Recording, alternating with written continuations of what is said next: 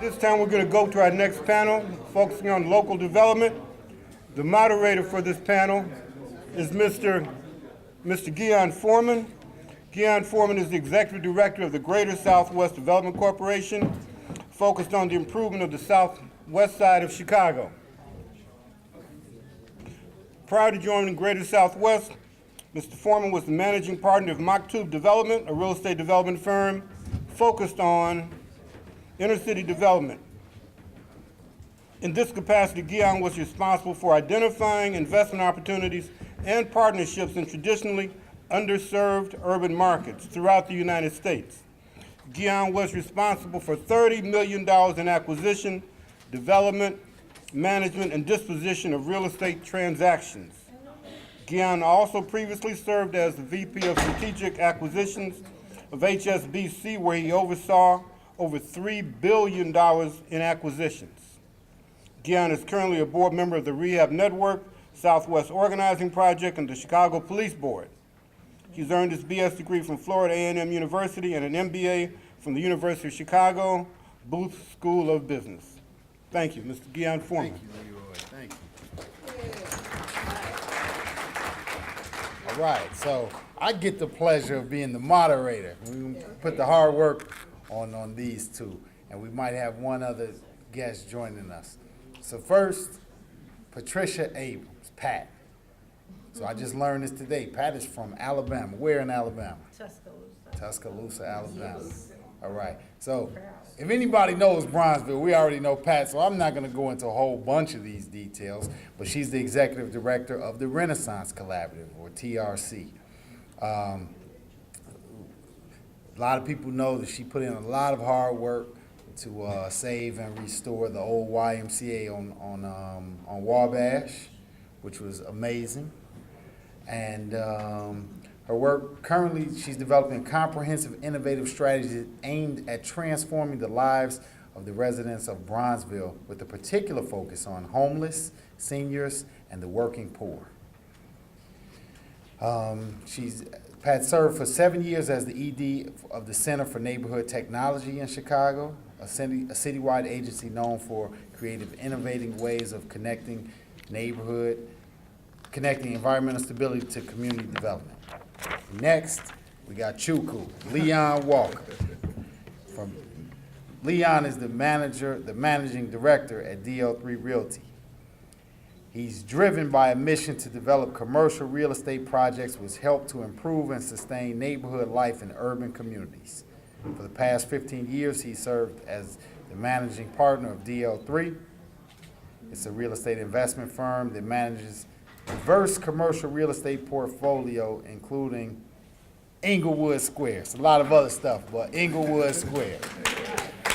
Absolutely, that's major. So, and we might be joined by Jacob the Builder. But in the meantime, tell us a little bit about, maybe give us a sample of one or two projects that you recently did, and we'll kind of go from there. Since there's no mic, maybe it might make sense for you to come up here, tell a little bit about one of the projects. So Pat, we'll let you get started first. Oh, we have mics, okay. All right. We can share it. Okay, as he said, my name is Pat Abrams. I'm the executive director of the Renaissance Collaborative, and what we are currently working on is creating a senior village, which conceptually came about in 2002. So we've been really working on what does it mean to have seniors raising dependents, and what is the impact in our community. So it is a concept that people have shied away from, but is our reality. And after holding several focus groups in the community, that is what seniors said was missing in terms of what the market, what the developers would not develop. So we are still committed to that. The Renaissance Collaborative was started by 4 churches that are all historic in the Bronzeville area, and so we dare to go in places where others would not go or don't want to go. But we do understand that that has a tremendous impact on the African American community. We've always been the organization, because we were started by 4 churches, to focused on the underserved, and the least of these in our community. So we've started with homeless populations, we've worked with seniors and other very low-income persons, including returning citizens back to the Bronzeville area. So we have recently, or I should say since 2009, we've done we've focused a lot on workforce, because what we found out is in order for people to be stabilized in housing, they have to have a job. And a lot of the people that we work with don't have the necessary skill sets. We've been involved with the ComEd initiative, both because of my background in energy, but also because we believe in that new technologies generally have an adverse effect on very low-income people. So very low-income people, meaning seniors and homeless people, who, for new technology, it means a significantly more percentage of their income will have to be spent on new technology. So we work with those populations on how to decrease consumption. So when the rate go up, their consumption is either leveled or lowered. And so that is really why we're connected to this whole conversation about ComEd. It's about how do we make sure that the Bronzeville community stay the diverse community that it's always been. Thank you, Pat. Good morning, everyone. How are you?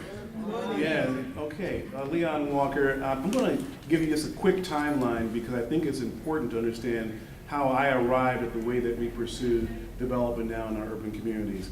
I call my approach venture development, which focuses on revitalization versus gentrification, which really looks at historically successful sites next to anchor institutions, vacant land, so we can build and develop projects that improve community life without displacing residents. This was a circuitous path, so I think it's important to understand timeline, and it may help you think through how you arrive at your own thought process around pursuing projects. So I'm the son of school teachers on the south side of Chicago, grew up on the south side of Chicago. Mom attended Inglewood High School, graduated from Hyde Park. But, they were both school teachers, and in '69 they were looking for a place for me to go during the day so they can go to work, because we both were working, two parents working out of the house. And they couldn't find, they searched and searched and searched. They looked for a program, they couldn't find anything, so they decided to start their own, necessity being the mother of invention. And they started a program out on 109th and Halsted in the Roseland Morgan Park community, and that was the Developmental Institute. Over the next 10 plus years, that became several centers across the south side of Chicago. By 1979, we were building our first center from the ground up, borrowing $1 million at 18% interest rates, and we had 1,000 kids in our program, and I received my first hard hat on that job. So being in the community, working in these communities, and doing it from the ground up, not just from pushing pencils, but actually being in the field. Matter of fact, this morning I had an 8 o'clock construction meeting, had to change my shoes, but I had an 8 a.m. construction meeting, walking sites. So this is development not only means that we're doing the things we're doing here today in terms of talking to people, but it also means that you have to get out there and walk the streets, engage the community, and be present on the project sites. So after, fast forward after that, I, like myself and like Guion, like probably some of you in the room, had great educations and left the University of Chicago with a law degree and a master's of business administration, and of course had lots of options and lots of offers. And I went to work for Citigroup initially, and then a firm called LaSalle Partners, which became JLL. And in 1999, I was a newly minted partner at JLL in Los Angeles. When the firm merged to become, as LaSalle Partners merging to become JLL, and my next assignment with this now international conglomerate was Singapore. That's when I got the call that my dad was ill. And I had to make a decision, was I going to go off to Singapore, continue a rewarding financially as well as just professionally rewarding career, or to come back to the south side of Chicago, help sustain our business, and also look for other things to do. So when I first came back, I just came back and I was just trying to deal with 150 staff persons, 1,000 kids, getting involved in the education issues of our city. And I started to notice that if you drive down all the major corridors in the city of Chicago, on the south side particularly, whether it's Stony Island, King Drive, Ashland, Halsted, whatever have you, these streets were really blighted, disinvested, underinvested, but if you went pre-Great Recession, of course, if you went a block off of those corridors, you would see 2 cars in the driveway and manicured lawns. And so I started thinking, I said, there's something wrong here. There's a disconnect between our spending power, our needs and our wants, and what is being supplied, what's available.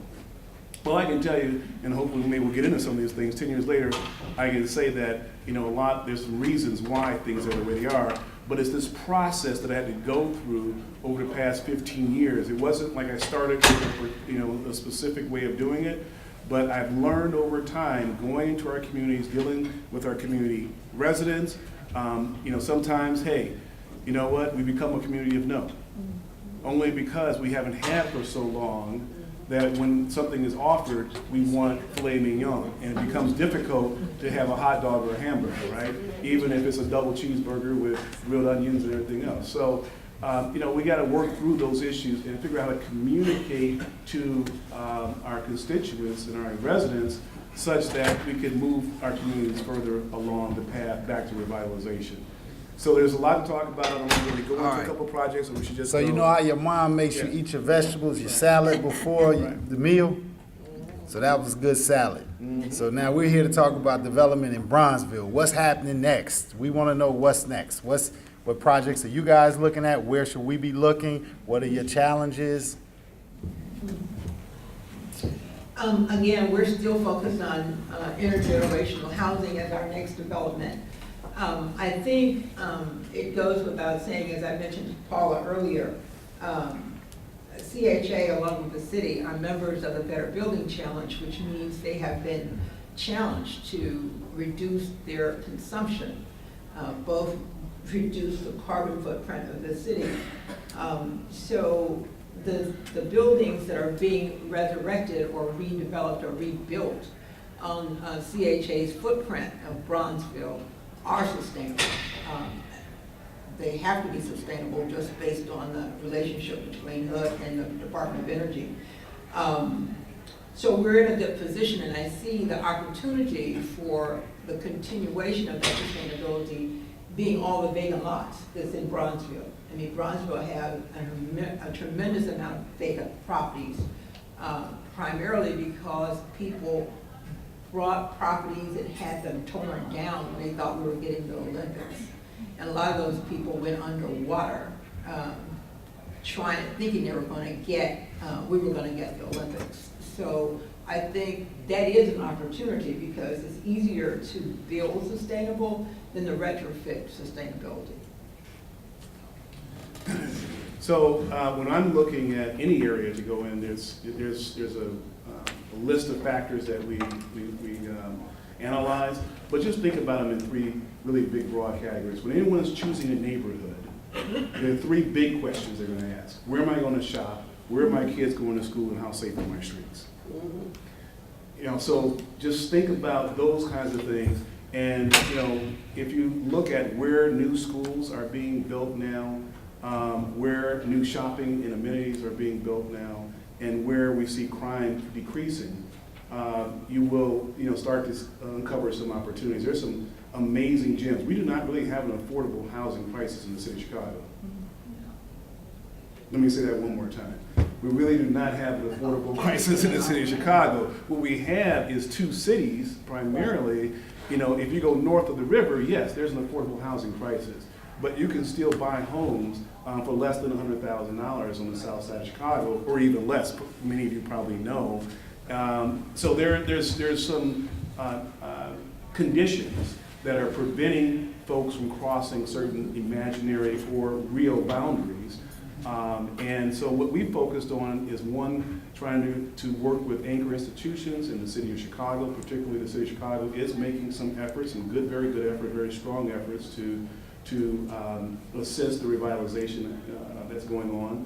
But we focus where there are anchor institutions and try to build on those major intersections and corridors where you can have a ripple effect in the community. So for me, what we really do is bring private equity dollars to the capital stack. So if we're bringing private money in to the capital stack, that money is chasing returns. So we have to figure out a way to deliver on those returns, and we do it by enhancing it with tax credits or subsidies or other kinds of things to attract the capital. But that capital is really important because without it, the project doesn't happen. So it's as we were talking about food before, it's whatever you put in that soup to give it that extra kick, right? If you don't have that, it's not there and it doesn't work. So we need to figure out ways to have, P3 partnerships when you're talking commercial development. We have public-private partnerships. That's important because oftentimes the rents in the communities aren't where they need to be in order to justify new construction.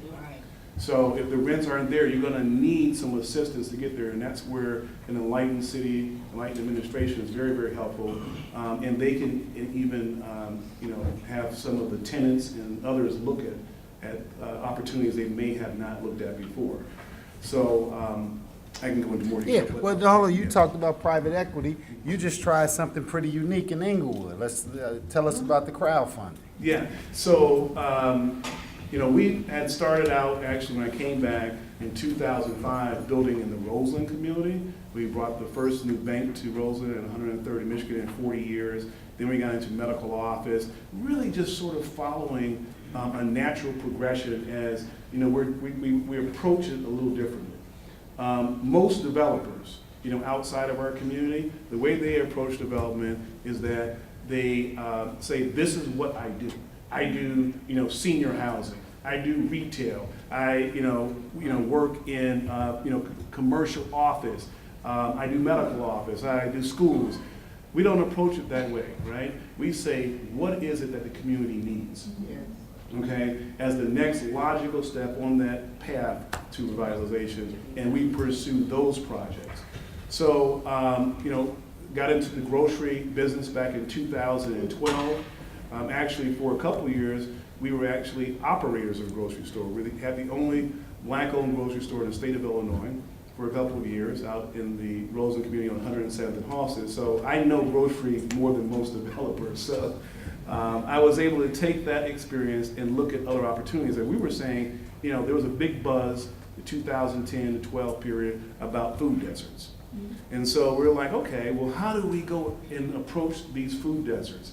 And we were working through it. Again, I'm saying this is an evolution, and so I'm hoping that I can give you the benefits, so you don't have to take 15 years to do it, that you can go from here and go forth. But, there was an evolution in our thinking about, and we're still evolving, about how to do these projects in a way that really creates the impact and the ripple effect we're looking for in our community.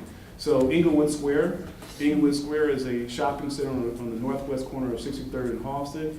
It is located, again, it's hitting all of our factors.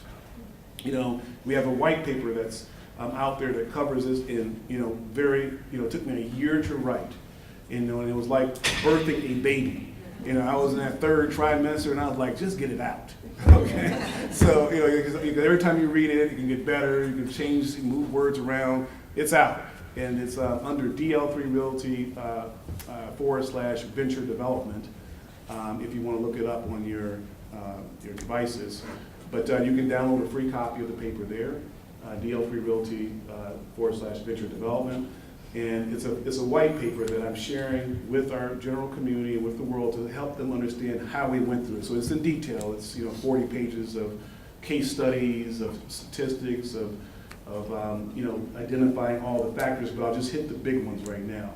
One, this was a historically successful site. So we really focus on, everyone remembers the Inglewood Mall. This was the second busiest intersection in all of Chicago after State Street and Randolph, where we had Marshall Fields for so many years. And it was actually the #1 sales tax generating corner in the entire country for a neighborhood corner in the entire country.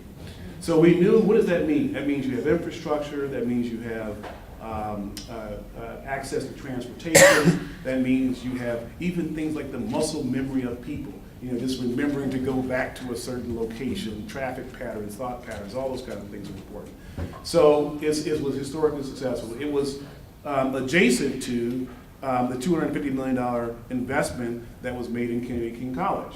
So when you look at, you know, again, following on what local government or anchor institutions are doing in order to revitalize the communities that they exist in, you follow that investment. And so they made that stake in the ground a long-term commitment to the community. So we're really expanding the campus of Kennedy King, if you will. We also had some deliberate leadership. You know, a lot of times it's very difficult to go into communities to work where you've got, you know, 50 different neighborhood groups, who represents what, who's surfacing the right questions and concerns that you have, if you're going to have someone to interact with, to really negotiate with as you're going through the process of constructing a project, envisioning a project, that's really helpful. So we had the quality of life plan that was sponsored by LISC and the MacArthur Foundation going on prior to us starting the project. So that brought all those community groups. There's over 900 nonprofits in Inglewood. It's the most densely populated nonprofit. I mean, hey, if you put Inglewood in your grant application, you can get funded. You know, so people are going after that. But a lot of times those dollars might come in to fund a very specific project, but then they take that information and knowledge and they leave. So Guion and I are on a committee in Inglewood called EPAC, the Inglewood Planning and Advisory Committee, where we're really trying to lift up and bring all that effort in so that more stuff can happen in Inglewood. I invite you to look at Inglewood, for example. It's a place to invest. So we had a deliberate process. We had leadership that we could engage in to actually negotiate, you know, about what the tenant mix will look like. Because you got to curate this project. You know, you got to make sure, hey, we bring in a Whole Foods, so you know there's a whole lot of concern about gentrification, not revitalization, right? But you know, Inglewood was a community of 100,000 people in 1970. It's barely 30,000 today. So I'm saying I'm not asking anyone to leave. We're trying to bring people in because there is no viable model of sustainable economic development in a community when it's just intense, concentrated poverty. That's it, other than vulture capitalism. So what we're looking for is how do we integrate, you know, new residents and families and artists and students and all these different kinds of people. We haven't even got to racial diversification. We're just talking about diversity of people and what they do and how they live their lives. That is the fabric of a community. And so once you start having the conversations like that with the community, they start getting it and saying, yeah, because now we're going to bring people in, they're going to help bring additional retail, bring additional resources, bring additional jobs, additional opportunities, and all of those boats begin to lift. That's really important. So those are the big ones I wanted to hit on, but there's more to talk about. Wait. The money, the crowdfunding. Oh, the crowdfunding, okay. So you know, listen, it took, we have a good group of investors that are willing to, they're aligned with us, they're willing to go into these communities because they trust our ability to execute a business plan over a multi-year period. But crowdfunding started really in like 2014. I think legislation was passed, or you know, soon around that time, before that time.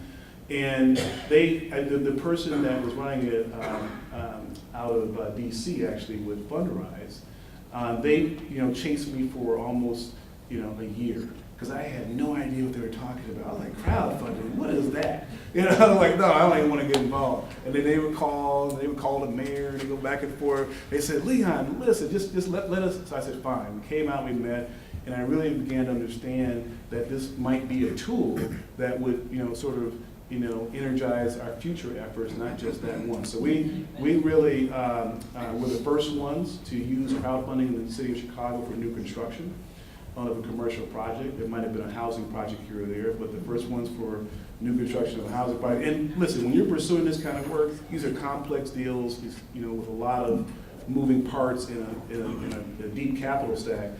But we also were the first ones to utilize new market tax credits out in the Roseland community with a medical office building. There had never been a new market tax credit deal for new construction in the city of Chicago.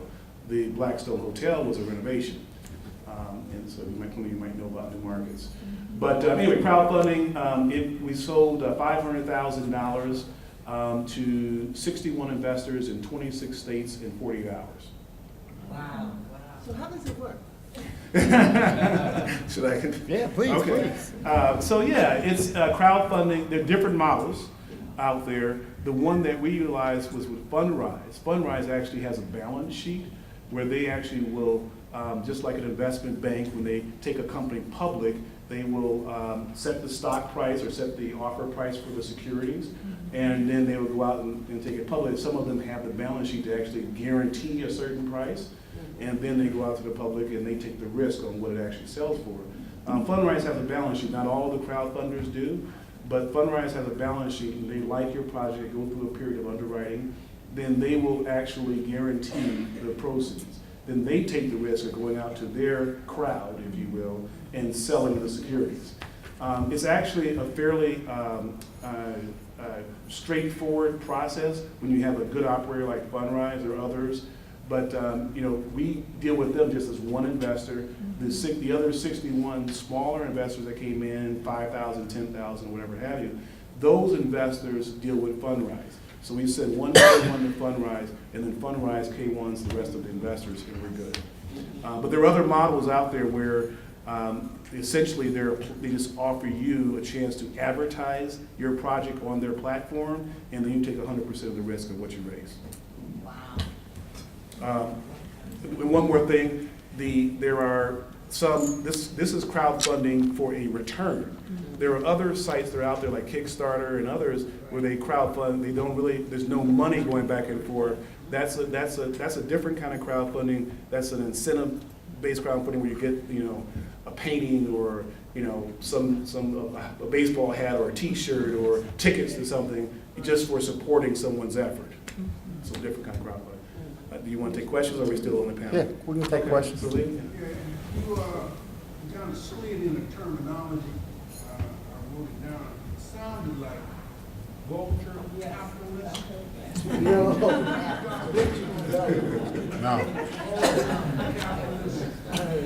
Venture capitalist. Right, no.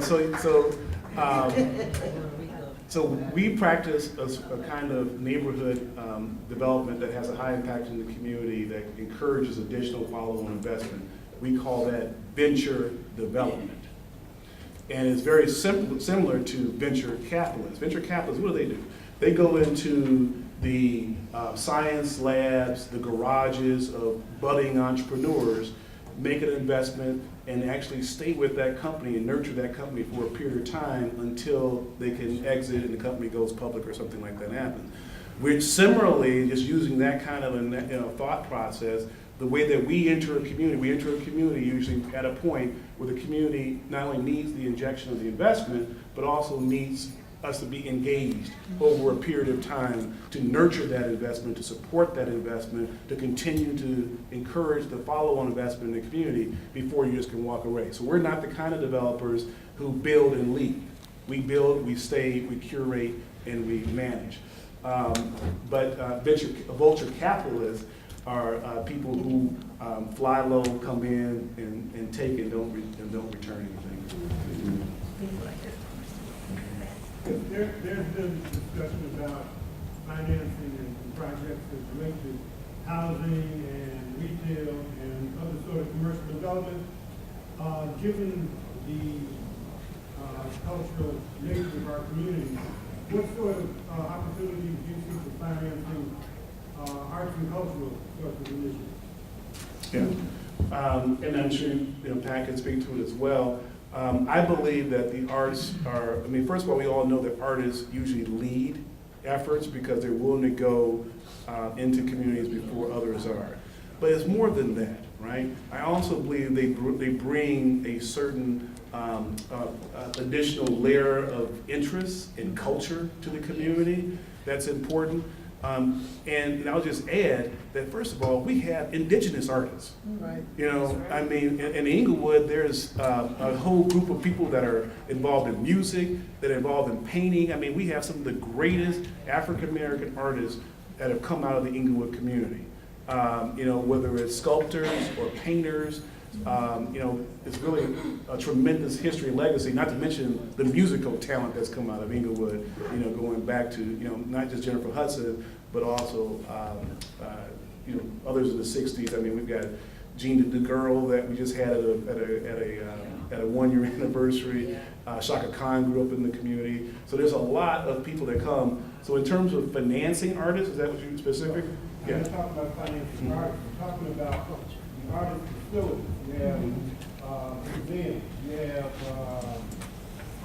other sorts of venues that are specifically designed to attract, display the works of those artists who are here, or have a venue that will attract them to come to the venue. Theater, art gallery, sort of indigenous talent, but you have to have a facility or venue in which to have your talent either display or express. Yeah, so I'll answer quickly. Guion, you want to answer anything? Yeah, I mean, I'll add in. I mean, so, you know, there's a lot of different tools that people are using now, new market tax credits being one of them, historic tax credits.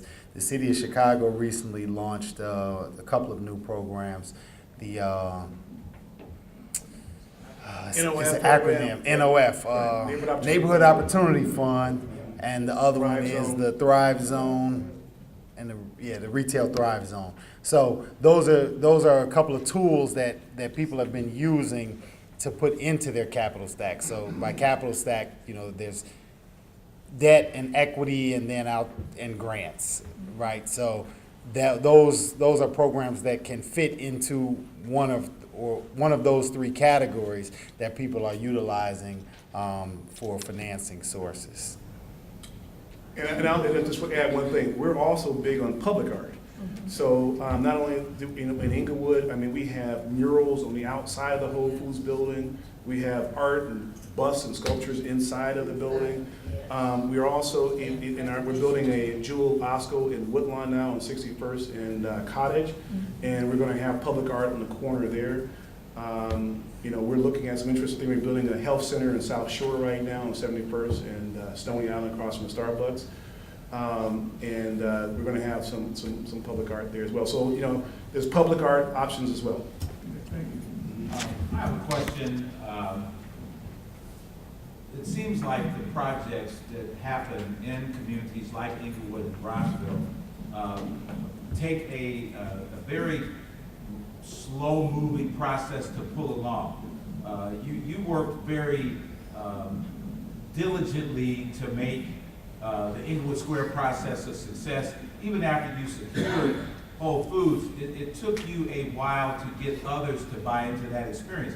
My question is, when we look at projects that create clear success, like Inglewood Square and then the Marianas project, it seems like that has not catalyzed additional follow-on commitments as you describe what you're looking for to happen. I'm amazed at how when the Bronzeville Marianas opened up and all of the energy that would happen there, and the Inglewood Whole Foods opened up and all of the activity that happened there, the follow-on activity has been moving along slow. And yet, in the case of the Marianos, the people cashed out of that project, maybe they are the vultures you're speaking of, and had a great return, a great exit, but then it seems like that there could be a lot of retail. And I think that if there was a impactful opportunity like that in another part of Chicago,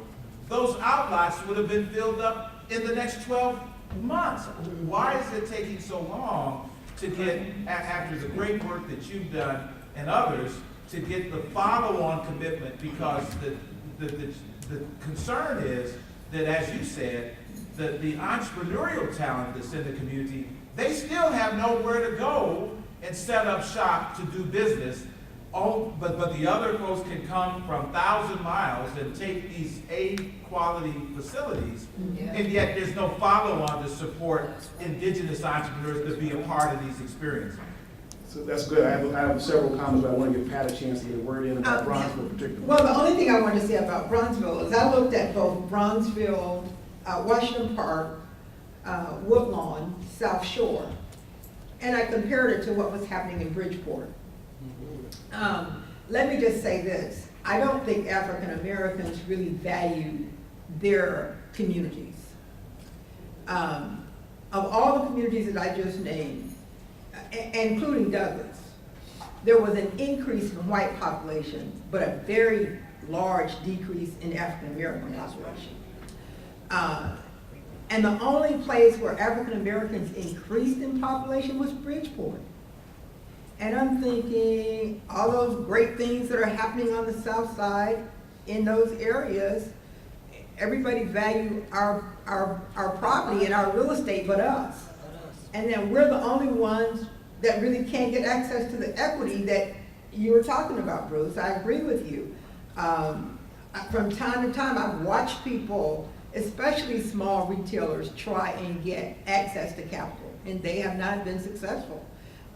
Kudos to those who have been successful, and they have gotten the support of the political machine in order to be successful. So if you're not part of that group, you're not going to get the funding that you need. So I understood what both you and Dr. Adams was saying earlier about there are a lot of, Bronzeville in particular, is supposed to be home of arts and culture of African Americans, and yet there are lots of opportunities, of possibilities. There's just no opportunities for some of those ideas to become reality. Yeah, that's right. And that's not the- So, I'm going, okay, let me answer your question about Inglewood and Bronzeville, and it actually applies to all of our neighborhoods. And this is why I wrote the white paper at DL3/4/National Development. Because, you know, we're having a conversation at several different levels right now. One is at the community revitalization level, which I think your question is aimed at. There's another sort of question that I'm interpreting about how can entrepreneurs or local developers be empowered to also build their businesses in the community. And there really are two different, I mean, not everybody is going to, or should you actually, be the one to build, Whole Foods development, or because the risk, the capital it takes, that's not maybe suited for everyone, but you can certainly build off of that and the ripple effect we talked about. Now, communities grow by the number of people that are in the community, okay?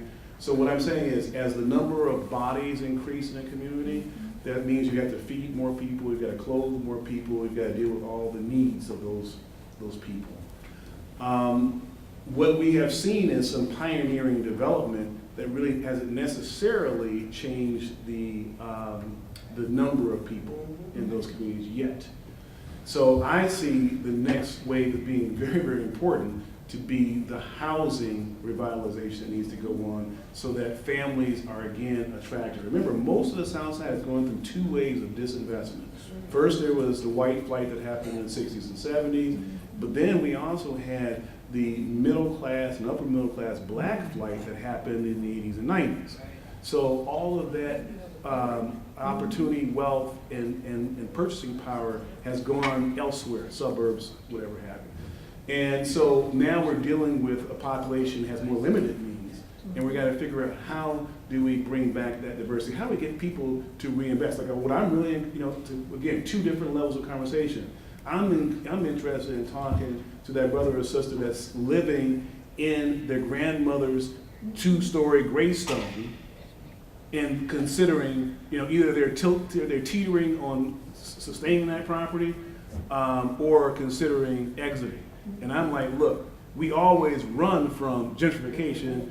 Let's not run from revitalization, where we can have a wealth effect that ultimately empowers everybody. So that's another conversation to have. But just to put a finer point on it before we move on, is that communities go through different phases. You could be in a rising phase for some period of time before you enter a growing phase, before you enter into an expanding phase or a maturing phase. So you look at downtown CBD, mature for the most part, right? I mean, so there's deep pools of capital, lots of interest, but then out here, we have thinner pools of capital, cash, money looking for opportunities, and you have, that creates some real spikes in demand. So I'd love to talk to you more about it, Bruce, but I think there's at least 2 or 3 different levels to that conversation. I'm a troublemaker, so I'm gonna answer it a different way. Go ahead. How many people in this room in the last 30 days stopped in Whole Foods? Whole Foods in Inglewood. Yeah. I see a lot more hands went down. So see, that's the thing. And once we get something, we have to support it. We have to make it happen.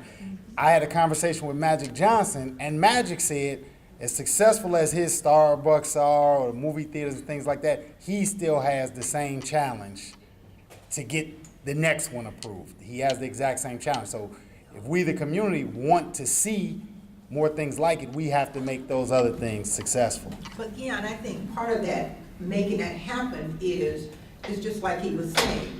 A lot of the larger developers get access to the capital, and the neighborhood people are not involved in that conversation. So there is no opportunity to raise the entirety, because the developer, you know, it's easy being a for-profit developer. You're not attached to anything that you develop, really. You know, if you develop, a developer is in it for the money. I mean, period. Now you have some more. Those that aren't venture developers. I was gonna say, you have some more socially conscious developers. But for the most part, developers are in it for the money.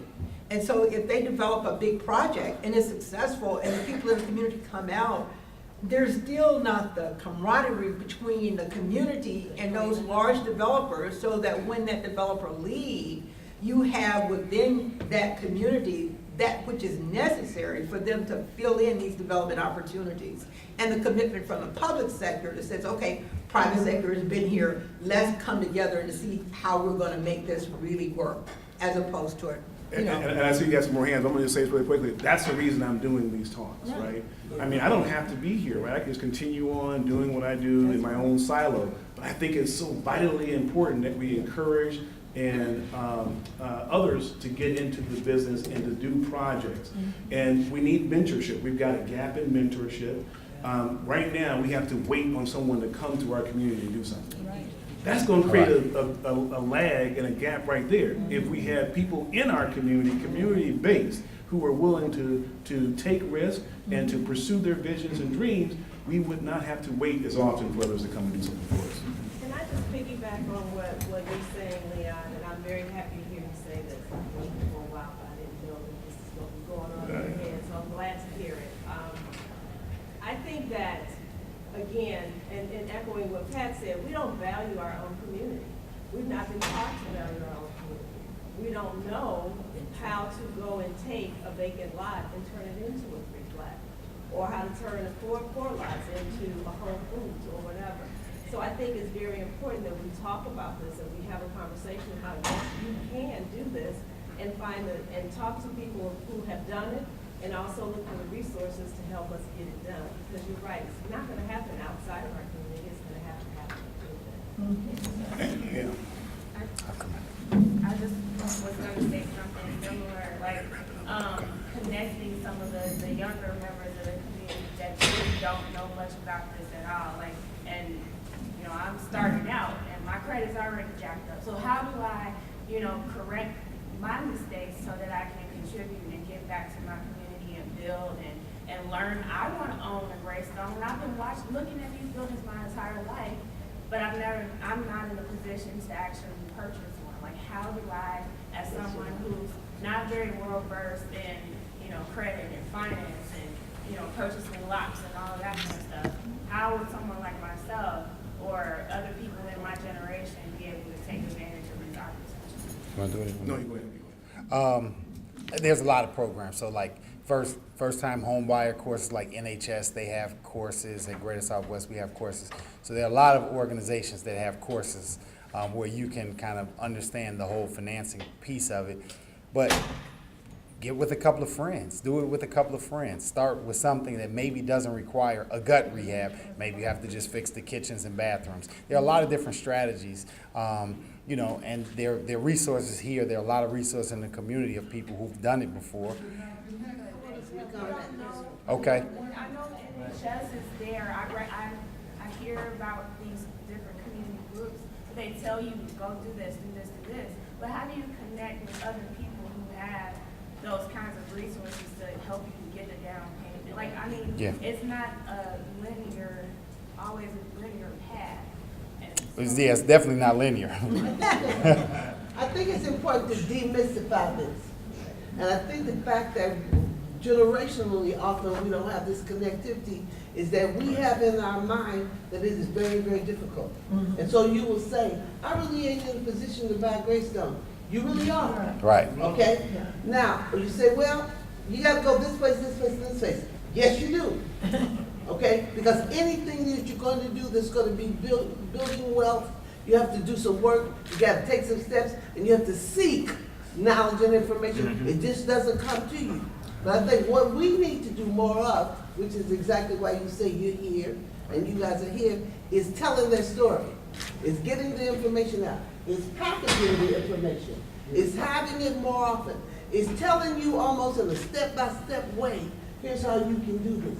Here's how you can improve your thing. Here's how you can get with some other people and do, and all of this, because we have not had the example.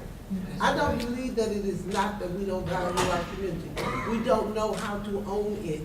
Right. And so it has to be taught and planned and trained. It has to be done with intention. You know, we see a few people doing it and we just say, y'all really smart, that's great, wish I knew how. You know, because, and so we look at the opportunity in our community being franchised out. And others come in, I see the same people developing in all these neighborhoods.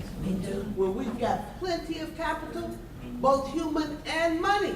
Yes. Okay, money that we are scared to risk, you know, scared to put it together with somebody else's to make something. So we have to market ourselves in a particular way. You know, when you ask how many people went to the Whole Foods in Inglewood, it didn't even occur to me that it needed some people other than the people that lived in Inglewood. I mean, I came to the opening, I was excited, it's this, it's that. But if I'm going to the store, I think the people in Inglewood are going to the Whole Foods. If you need me to come to it, tell me so. Right. If you need me to come We need put out you. something online, shop over here so we can be a success, and I will do it. Right. But if you don't tell me, I don't know. Yeah, people are really enjoying the Starbucks and Chipotle in the neighborhood, but, you know, we do have to, you know, the grocery stores are wider. Tell us. I'll We need skip more, the yeah, store we to need get everybody to your shop the store. Don't go down to Roosevelt. Gotcha. You know, that's one of the things I have come up against in my generation here. And I listen to people rave about the Marianos, and don't get me wrong, I love it. But the one thing I said was, what about our kids? I go to Jewel because that's where my kids go get a job. I go to Lake Meadows because that's where my kid is going to get a job. Not that my kid couldn't have got a job at Marianos, but Marianos is new. What about the kids that's been here all the time? And people want to say, oh, don't go to that Walgreens. Why not? If I don't go to the Walgreens on 35th Street, what are the kids that live there and go to school? Where they gonna work? They gonna say, oh, y'all don't want this Walgreens. They gonna shut it down and then they gonna make you go downtown. I agree with you. We have to say we are good enough for our own money. Yeah. And I see that over and over again. Oh, I don't wanna go with him because he cheated me. I'm gonna tell you something, and I'm not being racist, but I'm gonna say this about the Jewish community. You can take it any way you want to. I work with them. They get screwed by each other all the time, but you know what? They always go back to each other. We don't do that. Well, there's something. We don't give each other That's right. enough Where's the opportunity grace? to Where's the change. grace, right? Right. Where's the understanding that we don't know, like Dr. Adams is saying, how to do it, and we need each other's help. So I agree. We got to value us, our dollars. We deserve to spend our dollars with us. So listen, you know, I know we're coming to the end, and maybe we'll have one or two more. Is that, you know, we talk about Black Lives Matter, Black economics even matter more. That's right. And so that's my, you know, mantra, is that we get into moments, but we don't understand movement. Right. And in order to have a sustained movement, we gotta have economics behind it. And that's what this is really about, is empowering us to That's do right. that this way. Absolutely. You have to think about that. I'm a sophomore, man, the mic for a moment. Very trusted crowd as a young person. I'm 23. Okay, yeah. Okay. Hello, everybody. I just want to give a young person's perspective. My name is Alexander Jones. As a young person, I do own real estate. I'm in a position to buy property. I have exceptional credit. My background, my family's been in construction for over 30 years. I currently run a tech startup in 1871, a data analytics and social media firm. However, I'm still being denied access to funding, to capital, to venture capitalist dollars, to seed funding. Even I'm putting my condo, one of my condos up for a line of credit through a bank. They still deny me access to that funding. So as a young person who's doing everything I'm supposed to be doing, everything, what are your recommendations to move forward? Well, I can't speak for Leon, but we've been successful going to CDFIs. So not the traditional bank route. I don't know this. Community Development Financial Institution. Community Development Financial Institution. The banks invest dollars in these CDFIs. Those CDFIs understand the communities a little bit better, and so they are more willing to work within the community. The money costs a little bit more, but you have the hand-holding that Leon talked about. We can give him some names. I mean, Right. you had Calvin just left. Yeah. Right. Right, yeah, so Tony is with, Tony's here. you know, so, CIC, you know, other. but you know, I mean, I think that looking at friends and family rounds and proof of success and and then you just kind of continue to build it. I don't know if you have anything additional to add to it. Well, I mean, Dion is being modest. I mean, he also is the executive director of the Greater Southwest Development Corporation that focuses on that. I know in Inglewood, we have empowerment workshops with Teamwork Inglewood and Greater Inglewood. We had 40 vendors. The story of Whole Foods, by the way, is not just about shopping it, which is important because we all should be there and you should all be chastised if you're not going there. But not chastised, we should be encouraged. Well, let me tell you why though. I'm saying it that way, half jokingly, only because we have 40 vendors locally from the community that are on the shelves of that store. And so, to your point, we're not buying our own products. We're not buying our own businesses. And so, you know, yes, I want to encourage, but I also want to put a stick behind it too, because we need to do that. And sometimes we need both the carrot and the stick. But there are 40 vendors in that store who got their start. Some of them are in 15 or 20 stores. Now, there are a few that we honored a couple of weeks ago that are going national and building multi-million-dollar businesses in the community, growing and hiring locally. That is a story. It's not just a brick and mortar story. It is a story about being engaged in our community and growing our community. That's what we really want to talk about. Okay, I'm gonna get in trouble if I don't call her my mom, so, Mom. I'd like to hear you all talk about the policy and these things. So I love the fact that you're talking about the holistic approach. And that is the approach that I think that I see gaining momentum. The idea that we must work with our media, our campaigns, that can tell us our education system. But one of the things that you're saying, John, is that if housing is to be done, and it's a place where we take initiatives, we have a lot of work to do in the policy areas. When we look at Section 8 housing being dumped in communities that then devalue that whole community. When we look at CHA having resources that are not properly being distributed in ways that could advantage us. When we look at the idea that there are, and there should be some credits that are given that are not, particularly, and when we look at the fact that the incomes that are being, that should be going to indigenous people from the streets and sand and the government jobs that are not hiring African Americans that are in our community so that we don't have the incomes going up. Those are things that I think have to do with a holistic approach that I would like to hear you all speak to in terms of our development. Okay, thank you, Jeanette. Yeah. We've had to have a change in the schedule a little bit. Good comments, just like that sort of ties into your comments about the contractors and what have you. So we can probably talk about this a little bit as a group.